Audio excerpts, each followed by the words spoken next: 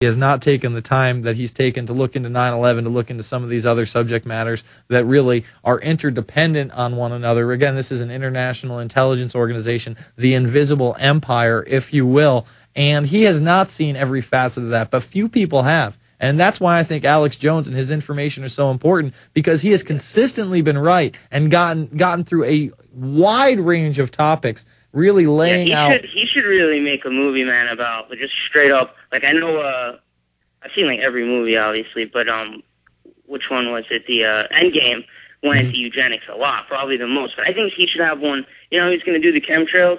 You should do all eugenics. You know, I mean, one just straight up fluoride, mercury.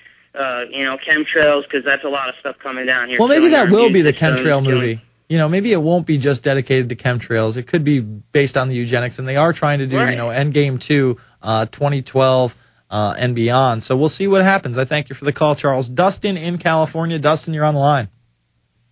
Yes, man. Dustin. Yo, how's it going? All right.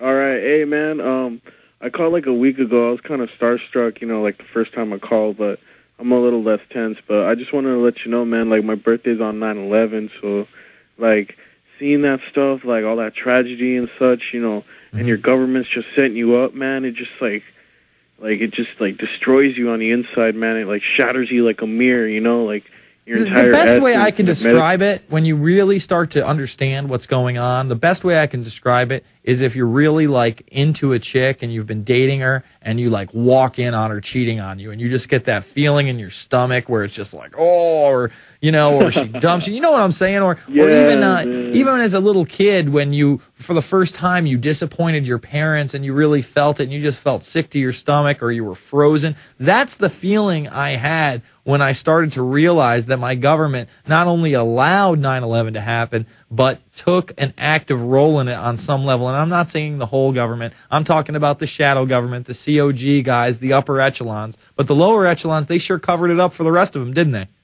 Yeah. Yo, Jason, what do you know about exotic weaponry? I've looked into the HARP stuff. I think that there's a great documentary out there, Halos and Angels or something like that. It's narrated by Charlie Sheen's father, Martin Sheen, and it goes over a lot of the different HARP programs. However, I've heard it, it was definitely used at the World Trade Center. They used scalar weaponry, or they used mini nukes, or HARPs. Not mini nukes, but like a laser that would disintegrate metal, man. No, I've seen it. I don't buy it, man, because listen, anybody can say that without doing any of the actual experimentation. Yeah, it's just a bunch of metaphysical nonsense. But you gotta, I understand that's one thing. Listen, everything's a possibility out there, but you have to look at what's a probability, and you have to look at a person's work, and again, the fruits of their labors, and what else are they saying. Yeah, there's a lot of unsolved mysteries on what went down at Building 1, 2, 7, and maybe even 6. I mean, there's a huge scoop out of 6, molten metal at 6 as well. We know that from one of the guys, Ken Holden, over at FEMA, at one of these, I think it was one of the pre-hearings for NIST or something like that. We put it in Loose Change Final Cut. But I need to see the scientific evidence, and a lot of proponents of the scalar weapons are also proponents of no planes, and you know how I feel about that. Oh, not the whole no plane, but I'm talking about after the planes hits, that's what gets your attention on the tower, and then, but it would like consume from the top down.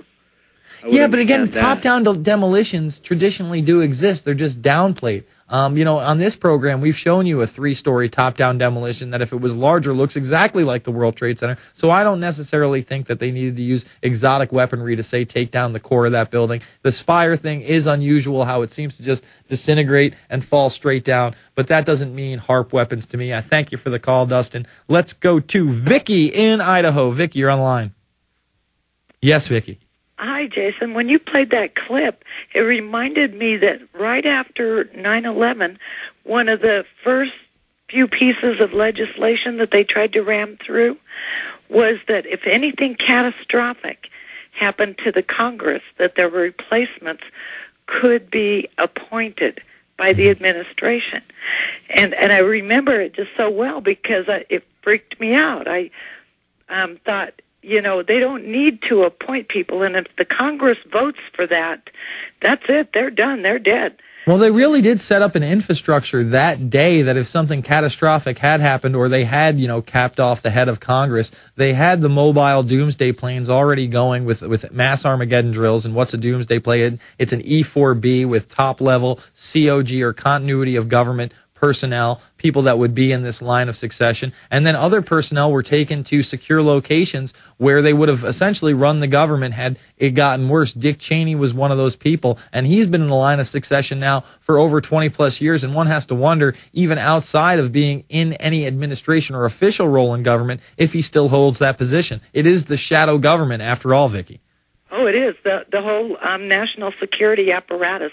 I've researched that whole thing. They are the shadow government, but they actually tried to get that in legislation, coded in legislation, that if anything catastrophic happened, that they could appoint representatives to fill the positions of Congress until, of course, there could be a general election. Yeah, and what they said that they would suspend it at least 6 months. I think they could suspend, they said 6 months, and then in a 6-month period, they would basically go over whether they could have Congress again. Yeah. Yeah. Boy, it's insane. I mean, everything that's going on in this country is just absolutely insane. And I thank God that there are other people who, like you guys, that know what's going on, because it's like a sanity check for me, that I'm not the only one seeing it.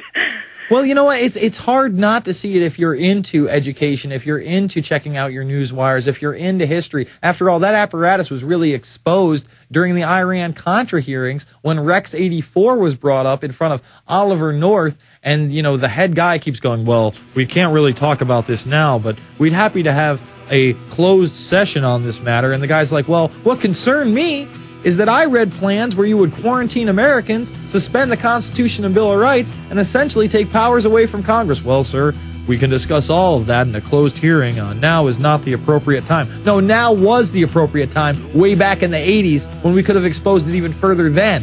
It's a late hour now. It's the Infowarrior back after this.